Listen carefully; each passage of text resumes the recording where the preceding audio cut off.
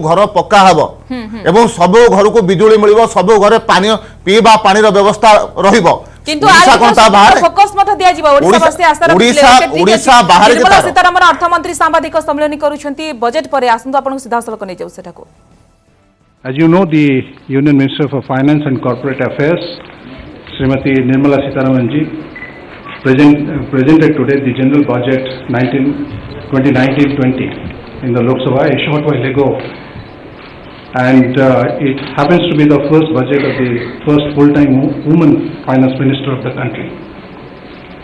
I extend a warm welcome to you, ma'am, to this press conference.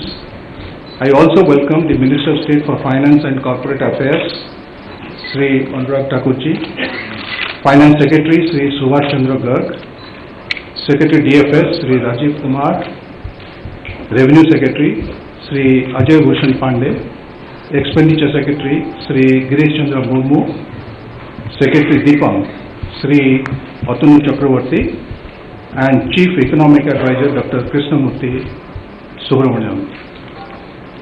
Today's press conference will go like this. First, Honorable Finance Minister will make her opening remarks, which will be followed by question and answer session.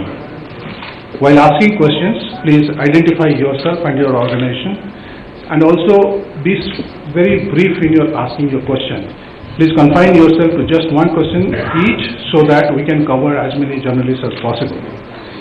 Before we start, I would make a gentle request that your mobile phones should be in silent mode. Over to the Finance Minister.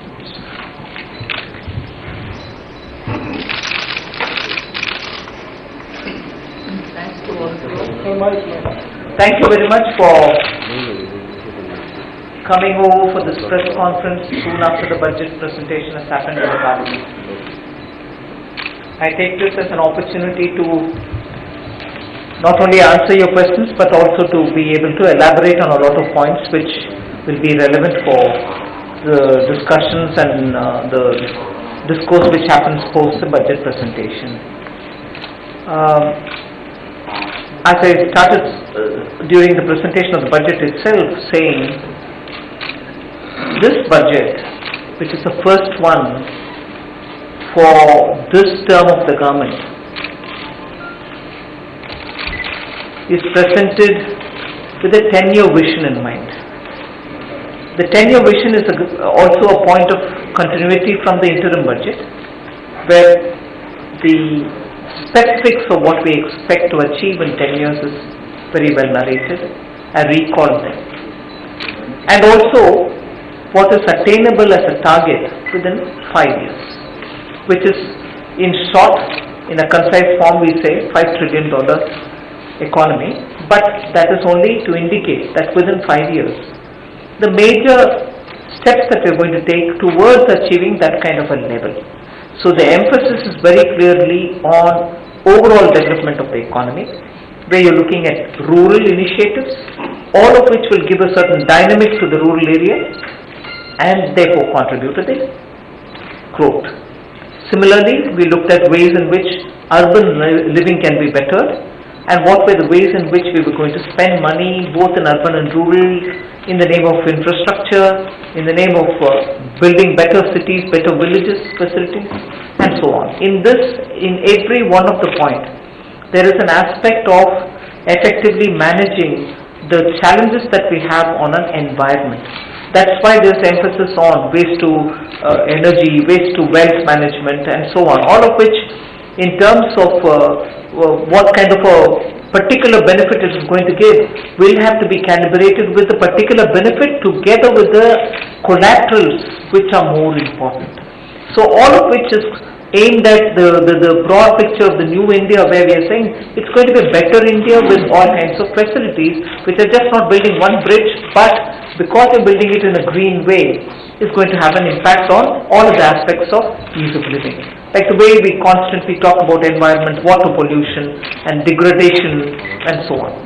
So that is why the budget presentation format also was 10-year vision, 5-year target, and the 5-6 areas through which we are elaborating on the various schemes, whether it is Gramin Bharat, whether it's Urban Bharat, whether it's looking at youth, So it's not just I've launched XYZ schemes in different areas, but it's a comprehensive picture of that entire segment or sector of society being improved upon.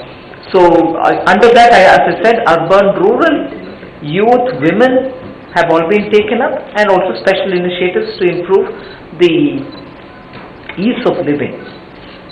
And one broad reference was also made for the India international image through soft power.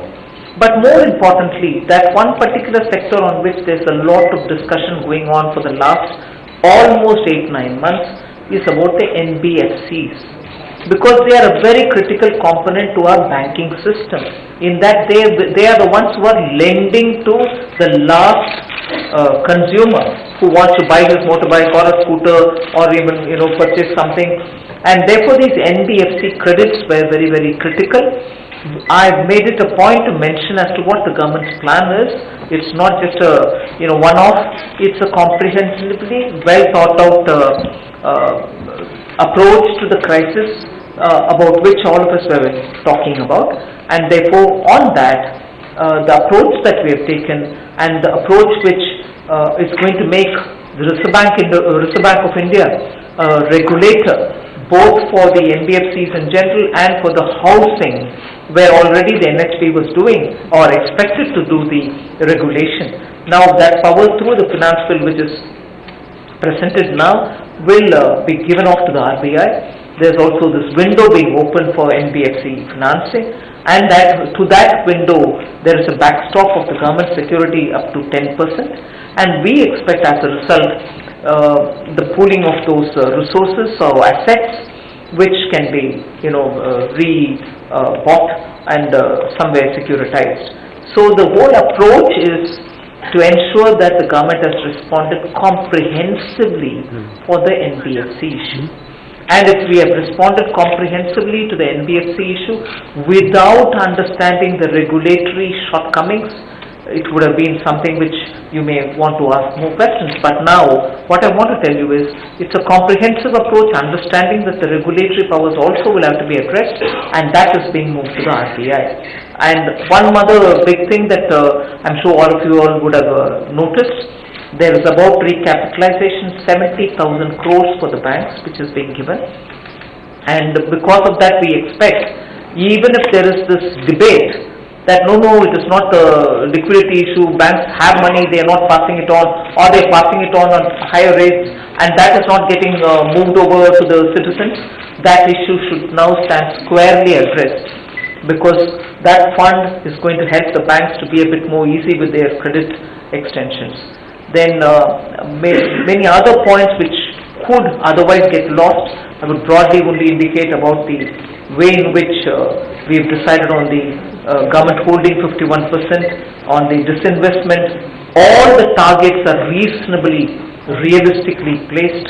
Every target that we've given, tax collection, revenue collection, are all absolutely reasonable limits. There's no exaggeration of tasks of the assignment.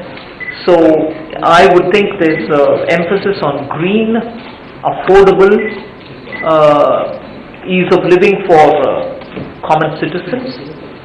Infrastructure gets priority, like the way in which the last 5 years consumption in the rural areas is being pumped by the government's expenditure on infrastructure, so that in situ benefits for workers who are working in these projects will reach money, actual money, real money will reach the rural consumer. So broadly, that's the kind of line we've taken. Startups have been given a whole set of tax benefits, whole set of approach which is going to make them feel a lot more ease of doing their business. Startups have been given. One point which I forgot to mention, or probably I didn't elaborate in the budget speech, was how stand-ups have made a big difference for social transformation. Today, the manual scavenging issue is something on which all of us really be